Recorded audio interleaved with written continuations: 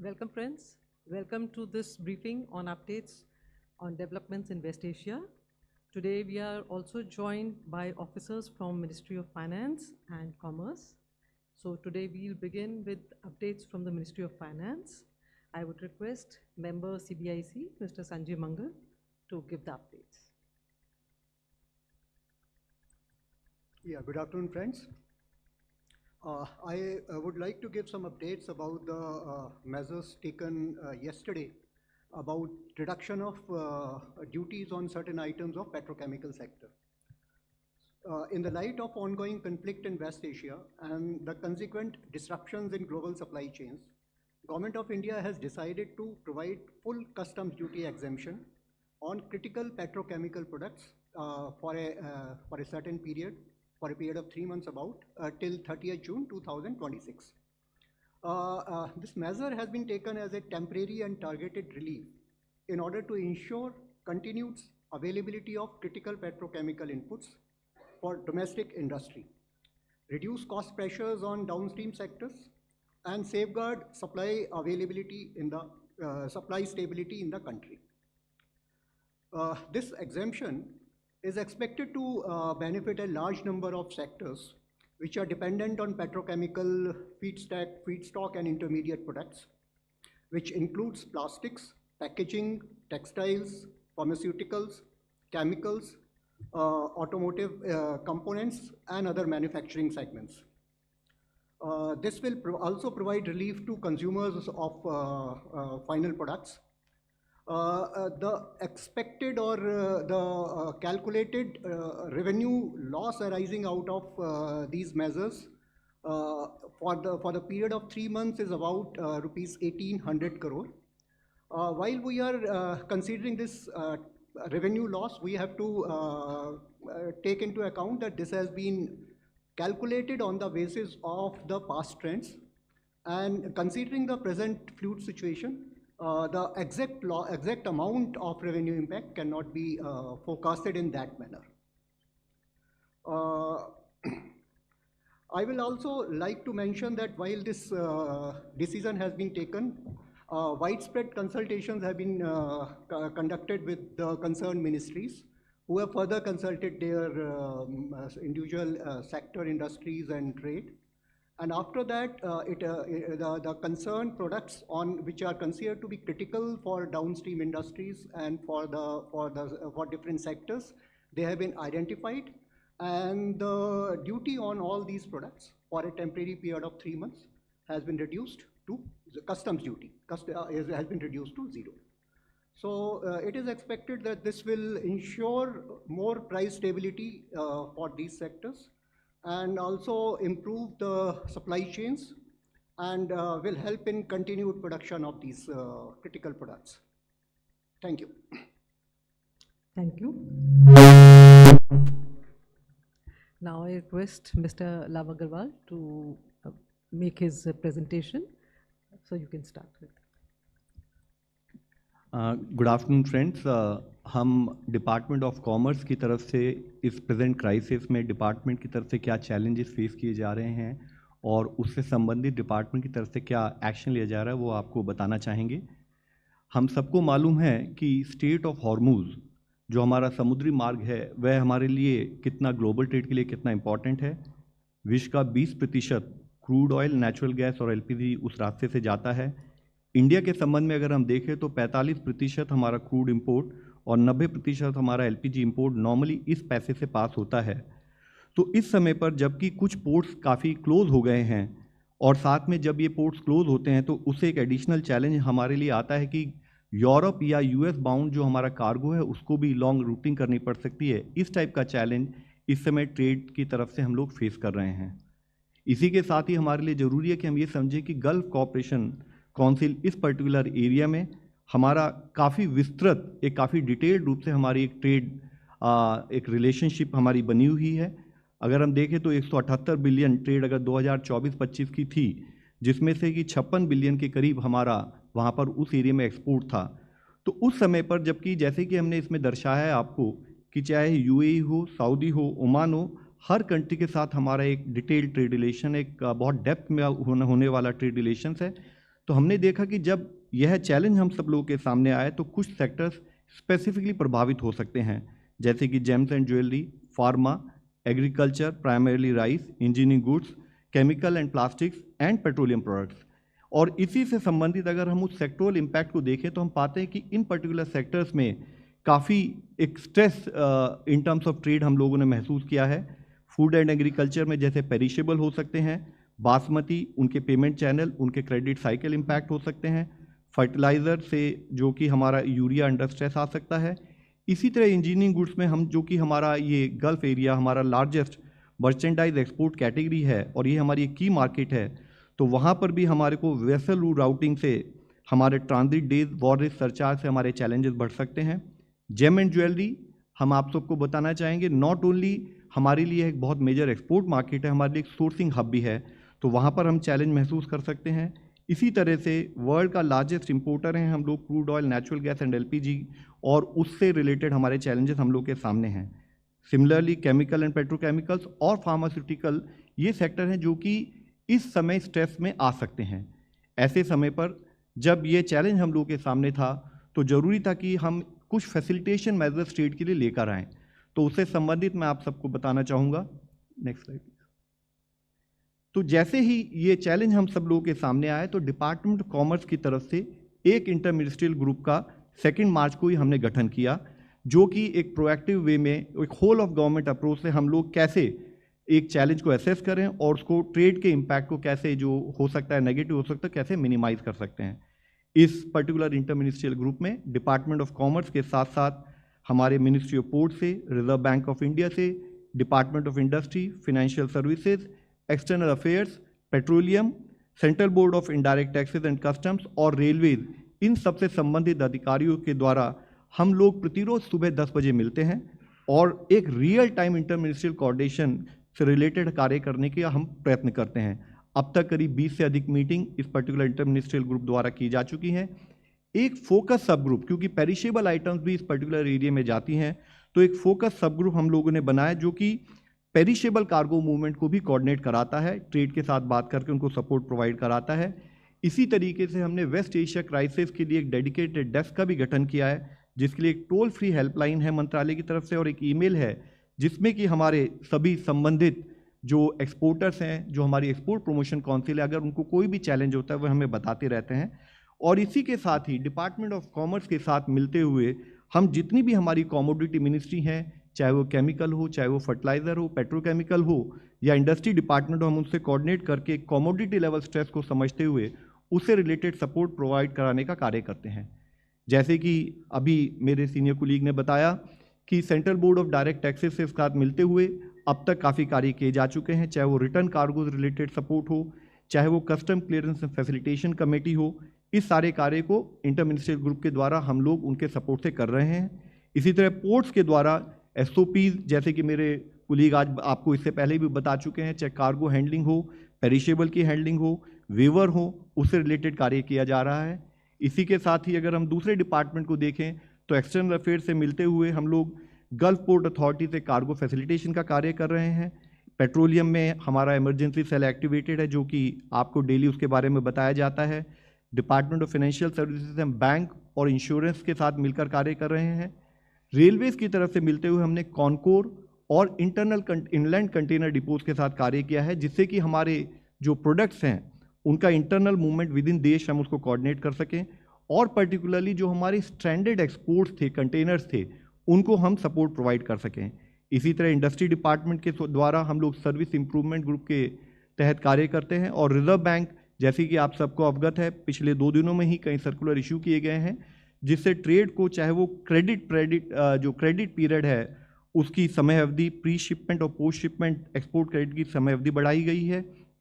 इसी तरीके से पैकिंग क्रेडिट जो है उसमें लिक्विडेशन उस क्रेडिट का हम ऑल्टरनेट सोर्सेज के द्वारा कर सकें या डोमेस्टिक सेल के द्वारा कर सकें, उससे रिलेटेड एग्जम्पशन दी गई हैं।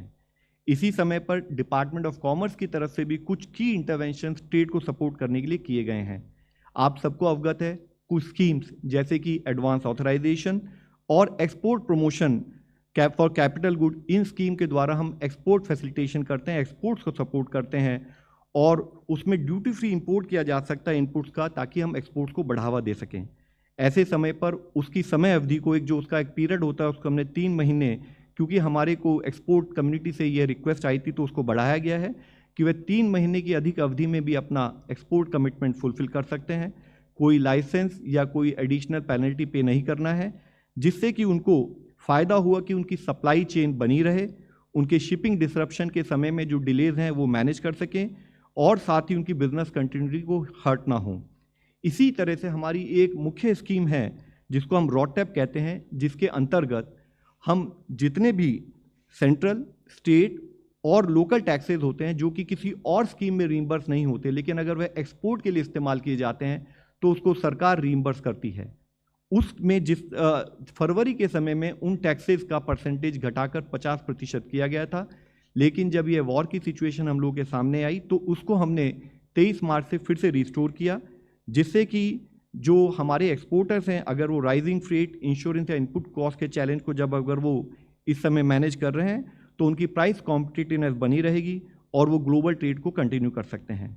इसी के साथ ही एक वर्किंग कैपिटल, जैसे कि हमारा एक कंपोनेंट होता है एक्सपोर्ट ऑब्लिगेशन डिस्चार्ज सर्टिफिकेट, यानी कि प्रति एक्सपोर्टर को एक समय अवधि दी जाती है जिसमें कि वो अपना एडवांस ऑथराइजेशन या जो EPCG स्कीम के अंतर्गत अपने एक्सपोर्ट की ऑब्लिगेशन को पूरा करे, और उसके पूरा होने के बाद वह अपनी जो वर्किंग कैपिटल की बैंक गारंटी उसने प्रोवाइड की है, उस पर्टिकुलर बैंक गारंटी को डिस्चार्ज करा सकते हैं। तो हमने इस समय पर एक ड्राइव ली और 12,000 एक्सपोर्ट ऑब्लिगेशन डिस्चार्ज सर्टिफिकेट्स को पिछले 1 महीने में इशू किया गया, जिसके द्वारा ब्लॉक्ड वर्किंग कैपिटल हमारे एक्सपोर्टर्स के पास फिर से अवेलेबल होगी, ताकि वो अपनी प्रोडक्शन कंटिन्यूटी और री इन्वेस्ट कर सके नए ऑर्डर्स में। वाइल ये सारे कार्य जब किए जा रहे थे, इसी तरह जेम एंड ज्वेलरी एक्सपोर्ट, जैसे कि इससे पहले हमने आपको बताया, उसमें उनका एक्सपोर्ट ऑब्लिगेशन पीरियड भी हमने 1 माह की अवधि से बढ़ाया, जिससे कि हमारे जेम एंड ज्वेलरी सेक्टर को उनके एक्सपोर्ट क्रेडिट वर्दीनेस बैंक्स के साथ बनी रहे, और हम एक पर्टिकुलर, जैसे आज भी world's largest cut and polish diamond hub के रूप में अपनी स्ट्रेंथ को कंटिन्यू कर सकें। इसी तरह से हमारी एक और डिपार्टमेंट ऑफ कॉमर्स की संस्था agriculture and process foods products and export development agency, जिसे शॉर्ट में हम अपेडा कहते हैं, उसने हमारी तरफ से एक एक्सपोर्टर्स की हेल्पलाइन को इस्टेब्लिश किया। मेजर एग्रीकल्चर एक्सपोर्टर्स पर्टिकुलरली पेरिशेबल्स और बासमती राइस, मीट और पोल्ट्री के लिए उन्होंने एयर कार्गो ऑपरेटर्स के साथ और शिपिंग लाइन के साथ कंटिन्यूड मूवमेंट ऑफ कार्गो, उसके लिए सपोर्टिंग एक्टिविटी वे प्रतिरोज कोऑर्डिनेट कर रहे हैं। साथ ही बासमती एक्सपोर्ट्स का रजिस्ट्रेशन कम एलोकेशन सर्टिफिकेट, उसकी अवधि को भी 45 दिन बिना कॉस्ट के बढ़ाया गया। इसी के साथ ही वह, जैसे इससे पहले भी आपको हमने बताया कि वो इनलैंड ट्रांसपोर्ट को भी एक्सपोर्टर्स के लिए कोऑर्डिनेट कर रहे हैं, जिसके द्वारा हमारी uninterrupted supply of agriculture exports बनी रहे गल्फ एरिया में, क्योंकि वह हमारा एक मेजर डेस्टिनेशन है। और साथ ही शिपिंग मिनिस्ट्री के साथ जुड़कर डैमरेज कॉस्ट हो या ऑल्टरनेट पोर्ट्स का या UAE या ओमान सर्विस रूट हो, उसको भी हमने इस्टेब्लिश किया है। इसी के साथ ही एक बहुत ज़रूरी था कि जब इस समय पे हम अपने एक्सपोर्ट को एक बढ़ावा दे सके, एक नई स्कीम डिपार्टमेंट के द्वारा लॉन्च की हुई। इसके बारे में बताना चाहेंगे। इस स्कीम को हम रिलीफ नाम बताते हैं, जिसका फुल फॉर्म है resilience and logistic intervention for export facilitation. इस स्कीम को डिपार्टमेंट के द्वारा 19 मार्च को लागू किया गया। यह माननीय प्रधानमंत्री जी के आदेश अनुसार कि एक्सपोर्ट प्रमोशन मिशन एक इकोसिस्टम अप्रोच से हम एक्सपोर्ट को देश में बढ़ावा दें, उसके अंतर्गत लॉन्च किया गया है। और इसको इम्प्लीमेंटेशन हम export credit guarantee corporation of India के द्वारा करते हैं। इसके द्वारा हम एक्सपेक्ट करते हैं कि ट्रेड की कंटिन्यूटी बनी रहेगी, जो हमारे एक्सपोर्टर्स उनका कॉस्ट बर्डन कम होगा, उनको एडिशनल रिस्क कवर मिलेगा, उनकी सप्लाई चेन्स बनी रहेंगी। और पर्टिकुलर फोकस है कि हम medium, small and medium industries को कैसे सपोर्ट करें। तो उसके लिए हमने इस स्कीम को, इसके बारे में हम आपको अवगत कराना चाहेंगे। इस स्कीम के 3 कंपोनेंट्स हैं। पहला कंपोनेंट कवर करता है एक्सपोर्ट क्रेडिट सपोर्ट उन लोगों के लिए जिन्होंने, जब यह वॉर शुरू हुई तब ऑलरेडी एक उन्होंने इंश्योरेंस कवर उसमें ECGC के द्वारा लिया हुआ था। तो नॉर्मल समय में जब आप ECGC कवरेज लेते तो 80 to 85% आपका रिस्क कवर किया जाता है, लेकिन इस स्कीम के कंपोनेंट के द्वारा हमने उन पर्टिकुलर केसेस में उसका कवर बढ़ाकर 100% किया है। यानी कि चाहे वॉर हो, चाहे पॉलिटिकल रिस्क लॉसेज हो, कोई भी लॉस अगर उस केस में जो पर्टिकुलर हमारे देश से कंसाइनमेंट उस पर्टिकुलर टेरिटरी में गए हैं 14 फरवरी से 15 मार्च तक। उन पर्टिकुलर एक महीने की अवधि में जो भी हमारे कंटेनर हों, चाहे वो फुल कंटेनर लोड हों, चाहे लेस देन कंटेनर लोड हों, चाहे रेफ्रिजरेटेड कंटेनर्स हों, उन पर्टिकुलर कंटेनर्स को हम, अगर उन्होंने पहले से ईसीजी कवरेज लिया है तो उसको 100% ईसीजी कवरेज हम कवर करते हैं। और आपको बताना चाहेंगे कि इसमें एयर बिल हो या बाय शिपिंग हो, दोनों को कवर किया गया है। इसी के साथ ही जो 11 देश हैं, यूएई, सऊदी अरेबिया, कुवैत, कतार, Oman, Bahrain, Iraq, Iran, Israel और यमन, यहाँ जाने वाला जो हमारा कार्गो है या इस पर्टिकुलर एरिया से जाकर किसी और दूसरे देश में जाने वाला कार्गो है, दोनों को हमने कवर किया है। और इसके द्वारा हम उन पर्टिकुलर एक्सपोर्टर्स को जो कि उनका जो कार्गो निकल चुका था जब वॉर शुरू हुई, उसको हम उनको सपोर्ट प्रोवाइड करेंगे। फ्रेंड्स, दूसरे कंपोनेंट में हम अभी अपने जितने एक्सपोर्टर्स उनको कह रहे हैं कि जब आप अपनी ट्रेड की कंटिन्यूटी बनाना चाहते हैं तो ज़रूरी है कि आप एक इंश्योरेंस कवर के थ्रू आगे बढ़ें और उसके लिए आप नया ईसीजीसी कवर ले सकते हैं। यहाँ पर भी हमने ईसीजीसी से बात करते हुए स्टैंड अलोन पॉलिसीज़ का एक गठन किया है, जिसमें अगेन एयरवे बिल और कार्गो, शिपिंग कार्गो को हमने कवर किया है। यह जो कवर है आने वाले 3 महीनों यानी कि 16 मार्च से 15 जून तक जो भी कार्गो उस पर्टिकुलर प्रांत में जाता है, चाहे वो इन देशों को जा रहा हो या इस एरिया के द्वारा पास हो रहा हो, उसको कवर किया जाएगा। तो नेक्स्ट 3 महीने अगर कोई इस पर्टिकुलर एरिया में अगर अपना चाहे ट्रांसशिपमेंट हो, जो एक्चुअल पर्टिकुलर इस एरिया के लिए कवर्ड एक्सपोर्ट हो, तो उसको हम कवर करते हैं। प्रीमियम ईसीजीसी द्वारा बढ़ाई नहीं जाएगी, प्रीमियम वहीं पर लिमिट की जाएगी, कैप की जाएगी, लेकिन जो इंश्योरेंस कवर है उसको बढ़ाकर हम 95% करेंगे। और जो भी एडिशनल अगर ईसीजीसी को पेमेंट करना है अपने रेगुलर कवर के अलावा, उसको गवर्नमेंट पे करेगी। तो यह हमारा दूसरा कंपोनेंट है जिसमें हमने आने वाले एक्सपोर्ट को प्रमोट करने के लिए ये स्कीम बनाई है। तीसरा कवर था कि कुछ ऐसे हमारे एक्सपोर्टर्स थे जिन्होंने उस समय पर एक्सपोर्ट किया, लेकिन हो सकता है उन्होंने ईसीजीसी या कोई इंश्योरेंस कवर ना लिया हो। अब ऐसे समय में जब वॉर हुई और उनको एक सडन चैलेंज फेस करना पड़ा, और हम सबको पता है चाहे वॉर रिस्क सरचार्ज हो, चाहे इमरजेंसी कंटेनर सरचार्ज हो, चाहे एडिशनल वॉर रिस्क प्रीमियम हो, उससे संबंधित अगर उनका जो भी एडिशनल कॉस्ट है उसको हम लोगों ने कवर करने के लिए, पार्ट कवर करने के लिए यह स्कीम को बनाया, इस कंपोनेंट को बनाया है। इसमें 2 तरह के हमारे ट्रांसपोर्ट होते हैं, 2 तरह की ट्रेड में डील्स होती हैं। एक होती है CIF, जिसमें कि हम अगर उनका एडिशनल फ्रेट या इंश्योरेंस बर्डन जो भी है उसका 50% तक बियर करते हैं। और दूसरी free on board contracts, FOB contracts होते हैं, वहाँ पर अगर उनको अपने जो इंपोर्टर है वहाँ से रियलाइजेशन में कोई कमी हुई, उसका 50% तक हम कवर करेंगे। यहाँ मुख्यतः हम आपको बताना चाहेंगे कि यह स्कीम केवल MSME, medium and small scale industries के लिए हमने लागू की है। और इसमें क्योंकि हम चाहते हैं कि सभी एक्सपोर्टर्स को इसका लाभ मिले और पर्टिकुलर एक एक्सपोर्टर तक ना सीमित रहे, तो इसके लिए हमने ओवरऑल सीलिंग भी जो है 50 लाख रुपए प्रति एक्सपोर्टर एक लिमिट फिक्स की है। और इसमें भी हम ट्रांसशिपमेंट और उस पर्टिकुलर प्रांत में जाने वाले सभी जितने भी हमारे शिपमेंट हैं उनको कवर करते हैं। फ्रेंड्स, ये स्कीम हम आपके द्वारा सबसे रिक्वेस्ट करना चाहेंगे अपने एक्सपोर्टर कम्युनिटी से कि प्लीज़ इस स्कीम का आप फ़ायदा उठाएं और इंश्योर करें कि हम अपनी ट्रेड की कंटिन्यूटी बनाए रखें। अगर हम डिपार्टमेंट ऑफ कॉमर्स की तरफ से ओवरऑल अप्रोच आप लोगों को बताना चाहें तो हमारे 3 बेसिक एफर्ट्स हैं। पहला एफर्ट है कि हम अपनी इंपोर्ट ड्यूटी को कोऑर्डिनेट करते रहें, जैसे कि मेरे सीनियर कोलीग ने अभी बताया आपको, अगर देश की सप्लाई चेन, देश की डोमेस्टिक प्रोडक्शन से रिलेटेड कोई चैलेंज आता है, डोमेस्टिक अवेलेबिलिटी से रिलेटेड कोई चैलेंज आता है, तो चाहे उसके लिए ड्यूटीज़ को क्रिटिकल रॉ मटेरियल में कम करना पड़े, चाहे इसेंशियल इनपुट में कम करना पड़े, तो हम डिपार्टमेंट और रेवेन्यू के साथ मिलकर उसको कोऑर्डिनेट करते हैं। चाहे कोई ट्रेड रिलेटेड प्रोसेसेस हों, चाहे एंटी डंपिंग ड्यूटी हो, काउंटर वेलिंग ड्यूटी हो, उसमें कोई रिलैक्सेशन देनी हो उसका हम कार्य करें, और हम अनइंटरप्टेड डोमेस्टिक अवेलेबिलिटी पर कार्य करें। दूसरा एफर्ट हमारा है कि हम एक्सपोर्ट कंट्रोल को बनाए रखें, और उसके लिए जो भी हमारे पर्टिकुलर कार्गो हैं जिसमें डोमेस्टिक अवेलेबिलिटी में कोई चैलेंज आ सकता है, तो हम सेंसिटिव लिस्ट ऑफ प्रोडक्ट्स को मॉनिटर करें, और उसमें चाहे हमारे को प्रमोशन रिलेटेड कोई कार्य करना पड़े अपने एक्सपोर्ट को बढ़ाने के लिए, चाहे देश में अवेलेबिलिटी बढ़ाने के लिए कोई एक्सपोर्ट रेस्ट्रिक्शन लगानी पड़े, हम उससे रिलेटेड कार्य करेंगे। और तीसरा और सबसे मुख्य है, क्योंकि ये इवॉल्विंग सिचुएशन है, तो हम रेगुलर कम्युनिकेशन अपने इंटर मिनिस्ट्रियल ग्रुप और एक्सपोर्ट प्रमोशन काउंसिल के द्वारा कम्युनिटी से बनाए हुए हैं, डोमेन मिनिस्ट्री से बनाए हुए हैं, और साथ ही जो हमारी trade policy, free trade agreement है और ट्रेड रेमेडी मेजर्स हैं, उससे हम देश के एक्सपोर्ट की कंटिन्यूटी बनाए रखने का एफर्ट करेंगे। धन्यवाद। Thank you. Now I request Sujata, Petroleum Ministry updates. नमस्कार। जैसा कि आप जानते हैं कि क्रूड सप्लाईज अगले 60 दिन के लिए टाइड अप है। हमारी crude inventories are sufficient.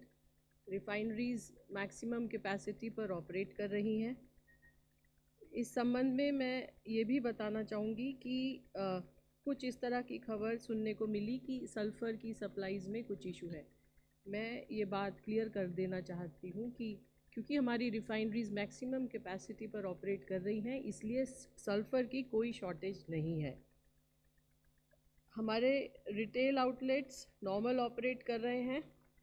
International volatility के बावजूद भी पंप के प्राइसेस में कोई इंक्रीज़ नहीं किया गया है। भारत सरकार ने प्राइसेस को स्टेबल रखने के लिए एक्साइज ड्यूटी में रिडक्शन किया है और कुछ बाहर हमारी ऑयल मार्केटिंग कंपनीज़ भी उठा रही हैं और लगभग 24 रुपये का अंडर रिकवरी पेट्रोल के ऊपर और 104 रुपये का अंडर रिकवरी डीजल पर लीटर डीजल पर है।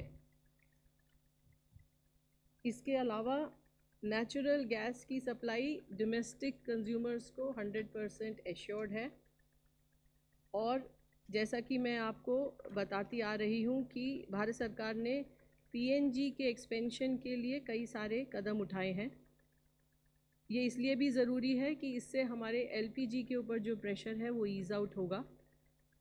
इसी क्रम में आपको मैं याद दिलाना चाहूँगी कि भारत सरकार ने एक ऑर्डर इशू किया था और जिसमें ये कहा था कि 10% एडिशनल कमर्शियल एलपीजी दी जाएगी अगर state government ease of doing business के द्वारा पीएनजी एक्सपेंशन को प्रमोट करेंगे।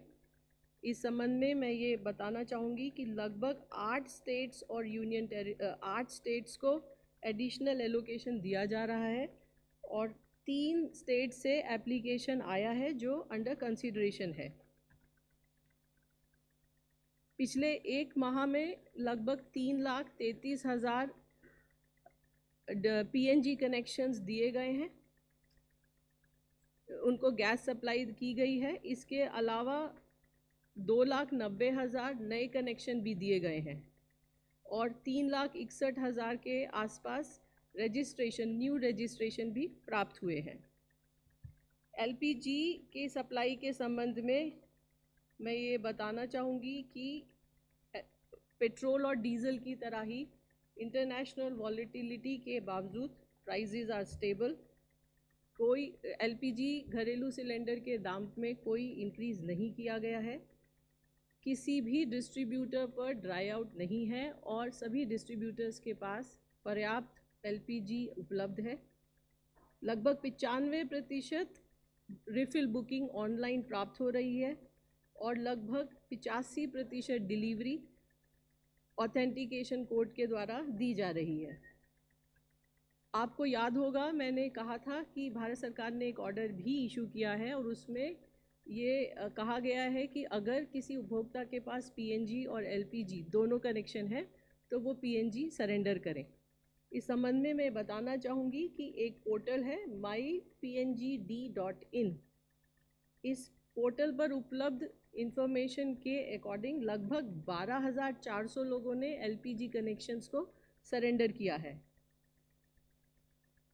डोमेस्टिक एलपीजी को प्रोडक्शन को बढ़ाने के लिए, रिफाइनरीज़ के अंदर प्रोडक्शन बढ़ाने के लिए 9 मार्च को एक ऑर्डर इशू किया गया जिसके द्वारा C3 और C4 मॉलिक्यूल्स को, जिसमें प्रोपेन, ब्यूटेन, प्रोपिलीन और ब्यूटीन सम्मिलित हैं, को एलपीजी पूल में डाइवर्ट करने की बात की गई।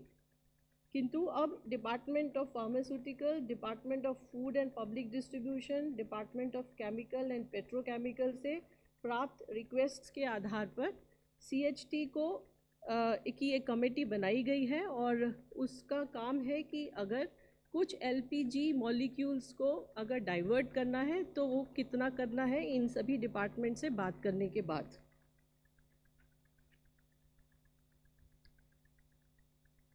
जैसा कि आप जानते हैं कि कमर्शियल सप्लाईज़ को लगभग 70% तक रेस्टोर किया गया है और इसके अंदर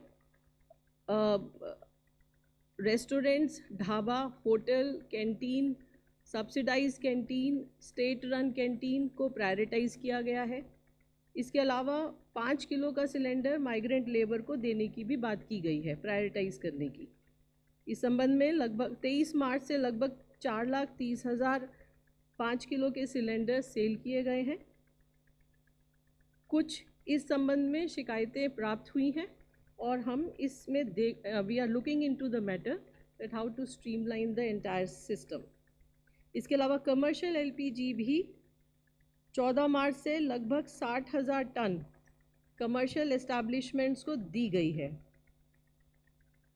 स्टेट्स ब्लैक मार्केटिंग और होर्डिंग को रोकने में स्टेट गवर्नमेंट्स का, जैसा मैं कहती आई हूँ, बहुत अहम रोल है और स्टेट गवर्नमेंट्स के द्वारा रेड्स जारी हैं। कल भी लगभग 2600 रेड की गई, लगभग 700 सिलेंडर भी सीज़ किए गए। इसके अलावा एक रिसेंटली एक जगह पर हैदराबाद में ग्रेवयार्ड के अंदर भी लगभग 400 सिलेंडर्स मिले। वहाँ पर 10 लोगों को पकड़ा गया है और जो डिस्ट्रीब्यूटर था उसको सस्पेंड कर दिया गया है। इसी तरह कल रात सोशल मीडिया पर एक क्लिप चल रही थी कि मिरांडा कॉलेज में कुछ छात्राएं एजिटेशन कर रही हैं क्योंकि एलपीजी का इशू है। जब हमने इसकी तहकीकात की तो हमने पाया कि LPG shortage was not an issue at all and it was more of the quality of the food. इसी तरह कुछ टीवी चैनल्स में भी कुछ न्यूज़ आई है।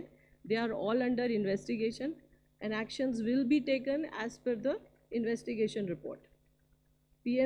PSU ऑफिशियल्स को भी डायरेक्ट किया गया है कि जो उनका सिस्टम है सरप्राइज इंस्पेक्शन का उसको स्ट्रेंथन करें और अगर कोई भी केस ब्लैक मार्केटिंग या होर्डिंग का मिलता है तो उसके ऊपर सख्त कार्रवाई की जाए।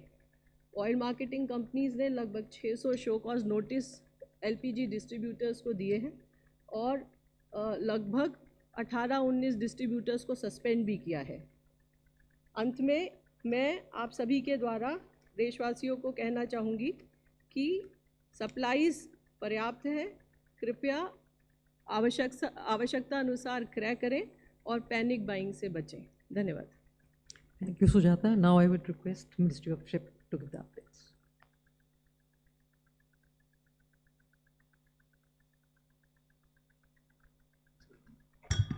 Good afternoon. The Ministry of Port, Shipping and Waterways continues to closely monitor the evolving situation in West Asia region. All Indian seafarers in the region are safe and no incident involving Indian flagged vessel has been reported in the past 24 hours and the situation remains stable with respect to Indian vessels. A total 18 Indian vessels with 485 Indian seafarers continue to remain in the Western Persian Gulf region. The Directorate General of Shipping, that is DG Shipping, in coordination with ship owners, RPSL agencies and Indian missions is actively monitoring the situation. The DG Shipping Control Room remains operational 24/7 and has handled a cumulative of around 4,900 calls and over 10,000 emails since activation, including 116 calls and 335 emails in the past 24 hours. DG Shipping has facilitated the safe repatriation of more than 975 Indian seafarers so far from the region, including 11 in the last 24 hours. Post operations across India remains normal with no congestion reported in the past 24 hours. State maritime boards of Gujarat, Maharashtra, Goa, Kerala, Andhra Pradesh and Puducherry have confirmed smooth functioning of the ports under their administrative control. The ministry continues to maintain close coordination with the Ministry of External Affairs, Indian missions and maritime stakeholders to ensure seafarer safety, welfare and uninterrupted maritime operations. Thank you. Thank you. Now Randirji, MEA. Good afternoon, friends. I would like to update you on our Indian nationals in in Iran, as we have kept you updated with details in regard to our nationals been able to, how our embassy is facilitating their movement from Iran into Azerbaijan and Armenia. In that regard, I have an update. So far, we have facilitated 1,200 Indian nationals, which includes 845 Indian students, to exit Iran via the land border into Armenia and Azerbaijan. Of these, 996 crossed over into Armenia and 204 into Azerbaijan. Over and above, we have also relocated several Indian nationals to safer places in Iran in the last few days. We also thank the authorities in Armenia and Azerbaijan for their support in facilitating the safe transit of Indian nationals from Iran. Thank you. Naseem ji. Good afternoon. The Ministry of External Affairs continues to closely monitor the evolving situation in the Gulf and West Asia region, ensuring the safety, security and welfare of the large Indian community in the region remains our highest priority. To support Indian nationals and their families, a dedicated special control room in the ministry is operational. We continue to be in regular touch with the state governments and union territories to keep them informed of the latest advisories and to coordinate with our embassies and consulates. Our missions and posts across the region continue to operate round-the-clock helplines and remain actively engaged with the large number of Indian community organizations, associations, and Indian companies across the region. Regular advisories are being issued with updated information for our nationals, students, seafarers, and resident Indian communities. Our missions remain in close touch with the local governments. They are proactively addressing issues being faced by Indian nationals, including facilitation for visas, consular services, facilitating transit through neighboring countries where airspace restrictions apply, and providing logistical support wherever needed. Welfare of Indian students in the Gulf countries is of high priority for us. Every effort is being made to ensure that students' academic year is not impacted. Our missions are in regular touch and are actively coordinating with the local authorities, Indian schools in the region, CBSE, ICSE, Kerala boards, and for JEE and NEET examinations with the National Testing Agency to address concerns of students. Our missions are also in continuous contact with Indian crew members on vessels across the region to ensure their welfare. They continue to provide support to them, including coordination with local authorities, extending consular assistance, facilitating communication with their families in India, and facilitating requests to return to India. An update on the status of flights. The overall flight situation continues to improve with additional flights operating from the region to various destinations in India. Since February 28th, around 624,000 passengers have traveled from the region to India. Airlines continue to operate limited non-scheduled flights based on operational and safety considerations between UAE and India. Around 90 flights are expected to operate from UAE to various destinations in India today. Flights are operating from various airports in Saudi Arabia and Oman to different destinations in India. With the Qatar airspace partially open, Qatar Airways is expected to operate around 8 to 10 flights to India today. Kuwait and Bahrain airspace remains closed. Jazeera Airways of Kuwait and Gulf Air of Bahrain have been operating non-scheduled commercial flights from Dammam Airport of Saudi Arabia to various destinations in India. This is facilitating the travel of Indian nationals from Kuwait and Bahrain. Due to flight restrictions and airspace closure, we continue to facilitate travel of Indian nationals from Iran through Armenia and Azerbaijan to India, from Israel through Egypt and Jordan to India, from Iraq through Jordan and Saudi Arabia to India, and from Kuwait and Bahrain through Saudi Arabia to India. In an attack yesterday in Al Quwain in UAE, an Indian national was injured and is currently receiving treatment at a local hospital. Our consulate is extending all assistance to the injured Indian national. Thank you. Thank you. Now we'll take questions. Yes, first row, 208, 16 and 24.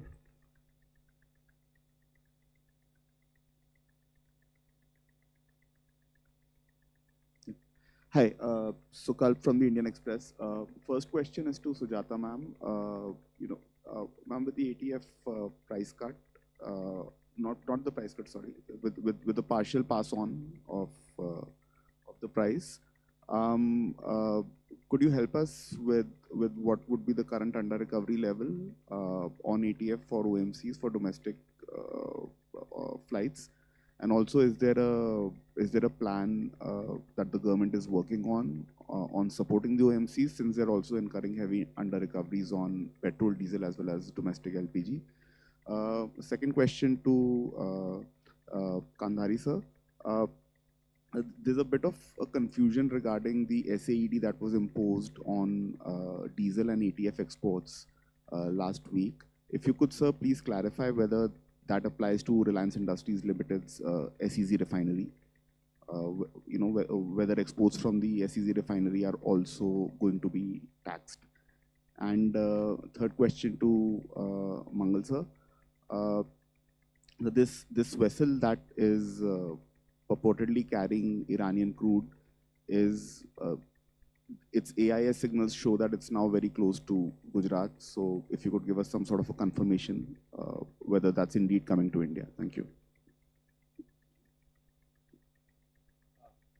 Thank you for letting me ask a question. I'm Dvesh from Economic Times. So there have been some reports that 3 Indian vessels carrying defense-grade steel were on their way to Israel and they have been intercepted in Italy. Can we please get some official confirmation or denial on this? First row. Good afternoon, I'm Nikul from Reuters. My question is to Mr. Agarwal. Sir, in the presentation you made under the sectoral impact assessment, it said that payment channels have been impacted in key markets. So could you elaborate how our payment channels have been impacted and how are payments being undertaken currently? 46, second row, 46. Asim Manchanda CNBC आवाज से Sujata ma'am से question है। Ma'am, अभी आपने petrol और diesel के under recovery का जिक्र किया। पेट्रोल में 24 की अंडर रिकवरी है और डीजल में 104 की अंडर रिकवरी है। तो अगर जब हम क्रूड को रिफाइन करते हैं तो दोनों में पेट्रोल और डीजल सेम मात्रा में निकलता है। तो why it is benchmark to some Dubai और some Oman to keep so much under recovery so high? 24 and 17. Hi, Pallavi from Informist Media. My first question would be, how long before India resends LPG ships for refilling? And second question is on lines of what Sukalp has already asked. How do you see OMCs managing the financial impact of not fully passing on the prices of ATF to domestic airlines? Okay, in the first row, 46 has come. We can take first row here again.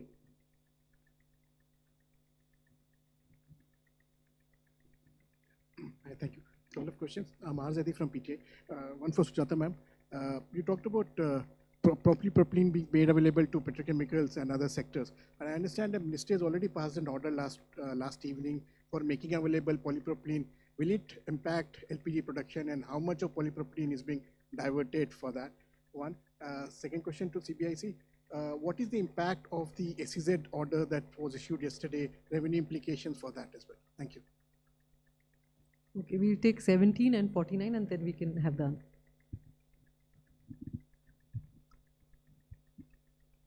Thank you. I'm Anil Honda.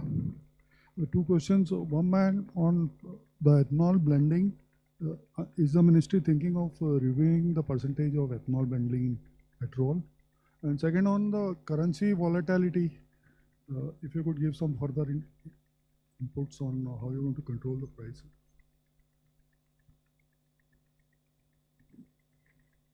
Hi, my name is Aishwarya. I'm from Business Today. My first question is to Mr. Love Agarwal. So you mentioned that the ministry has been holding consultations with the industry for the past 20 meetings. If you can talk to us about the overall quantum in terms of export and imports that is estimated, that has been hit. If you can name some of the biggest hit industries, and what is the quantum of the export and import, if there are any figures. Also for Sujata ma'am, I have a question on ATF. What is the effect on the pricing for some of the cargo carriers? And there's some confusion on that, if you can get some clarity. I think we have one more hand, 47. Ma'am, just one more question for Sujata ma'am, last question. Ma'am, as far as India's strategic reserves are concerned, there was, you had clarified that India has 60 days plus 9.5 days of SPR. Considering the ongoing situation, has India thought of increasing its SPR in the future to avoid any such calamities? Because this is one of the lowest SPR reserves in the world. So any answer on that? 47 and then 266. मैं सुरेंद्र पंडित हूँ Punjab Kesari newspaper से। मेरा सवाल असीम sir से है। Sir, इस समय ना देश में हज यात्रा को लेकर तैयारियां चल रही, क्या इस सिचुएशन में हज यात्रा होगी? Good afternoon. My name is Saptaparna Ghosh. I'm from The Hindu. Question to Randhir sir.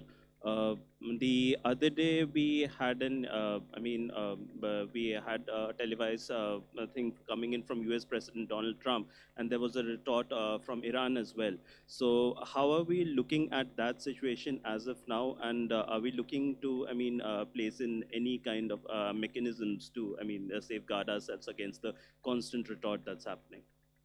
I think we'll begin the answers from Sujata. We'll begin from you. Yeah. So regarding strategic reserve, yes, it is under very active consideration.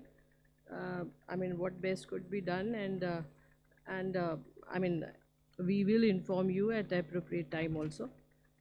Regarding crude and the pricing, MS and HSD, and why it is linked to certain benchmarks, this is a standard way of calculating, and this is also a system of introducing the most efficient way of pricing.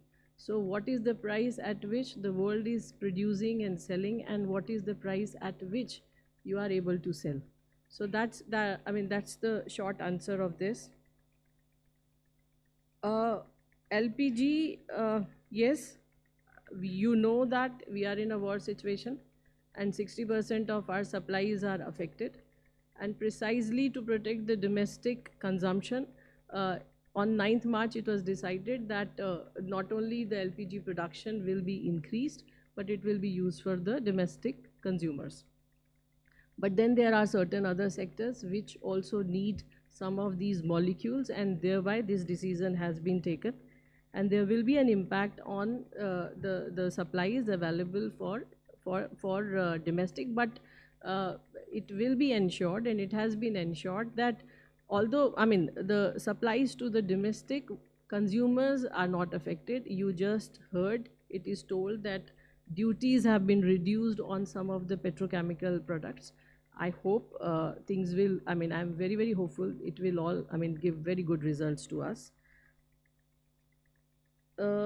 Ethanol blending, you know that we have already reached 20%, and it has its own merit in terms of giving us better energy security, reducing import dependency, and for further increase, it's a policy decision, and it will not, I will not be able to comment it right now. So whenever the decision will be taken, it will be informed. Right now we are having a 20% blending. ATF under recoveries are there because you know that it has been only a partial increase. The figures, what will be the quantum, I am not having it right now. Petrol and diesel also, there is an under recovery, but I want to tell you that the highest priority for Government of India at this moment of time is to ensure supplies to the consumer in the country.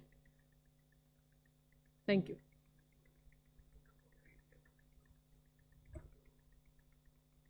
I cannot say it right now. Thank you. We can have response from Shipping Ministry.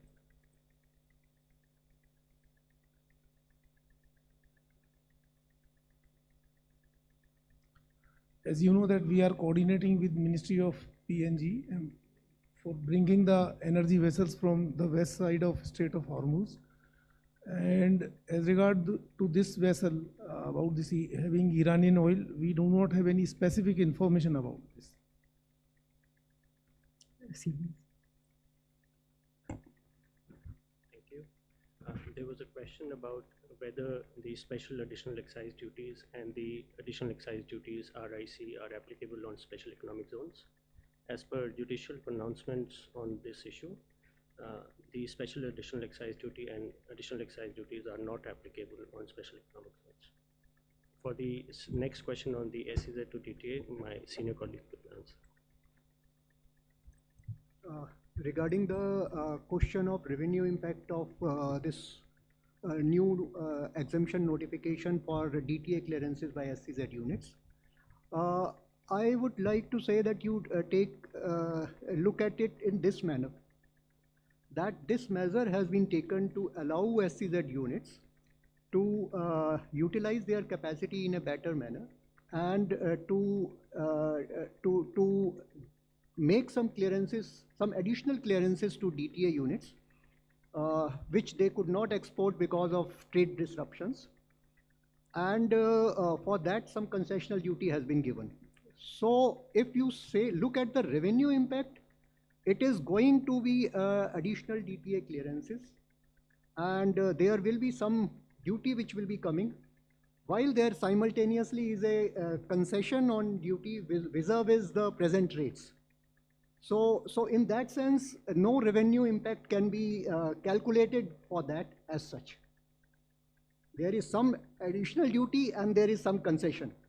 So net impact cannot be analyzed at this stage, as we do not know what will be the total DTA clearances because of this exemption.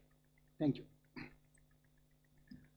जैसे कि मैंने presentation में भी आपको बताया था कि जब कोई वॉर या इस टाइप के चैलेंजेस होते हैं तो जो पेमेंट चैनल्स हैं वो स्ट्रेस में आते हैं और साथ ही क्रेडिट साइकिल इम्पैक्ट होता है। तो ये हम सबको पता है कि कोई पेमेंट के डिलेज हो जाते हैं, कोई कॉन्ट्रेक्चुअल ऑब्लिगेशन रिलेटेड चैलेंजेस आते हैं। आपने कोई एक्सपोर्ट किया, आपका एक्सपोर्ट अगर डिले से पहुंचा और वहाँ पर उस पर्टिकुलर इंपोर्टर ने कोई डिडक्शन की, तो उस टाइप के चैलेंजेस इस टाइम ट्रेड फेस कर रही है। और इसी के लिए हमने आपको बताया था कि जब हम अपने डिपार्टमेंट की तरफ से, डिपार्टमेंट ऑफ कॉमर्स की तरफ से कार्य कर रहे हैं, तो हम अपने एक्सपोर्टर्स को किस टाइप की एडिशनल रिलैक्सेशन या किस टाइप का support in coordination customs as well as banking sector दे पाएँ, ताकि उनका ये जो बिजनेस कंटिन्यूटी बनी रहे। तो यह हमने आप लोगों को बताया था। दूसरा एक इम्पॉर्टेंट आस्पेक्ट है, जैसे आपने पूछा कि इम्पैक्ट ऑन ट्रेड ओवरऑल क्या होगा, तो यह हम सबको पता है कि it is an evolving situation, but we all understand कि जिस टाइप की हमारी relationship in terms of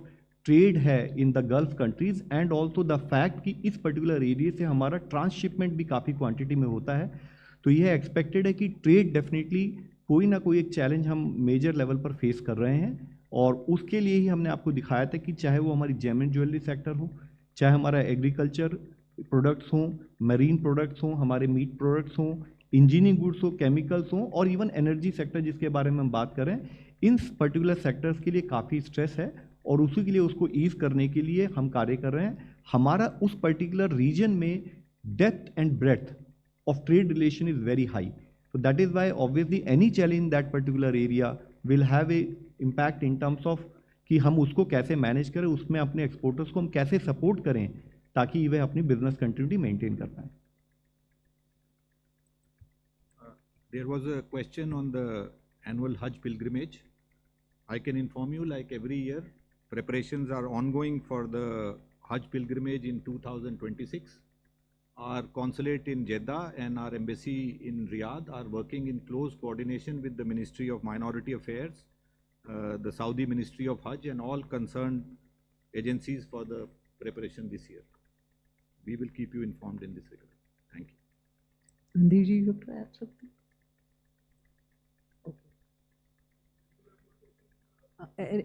We have missed something? Yeah.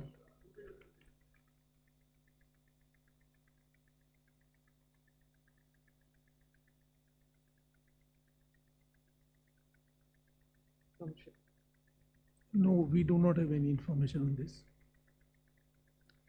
All right then. Thank you, friends. Thank you, officers. Thank you.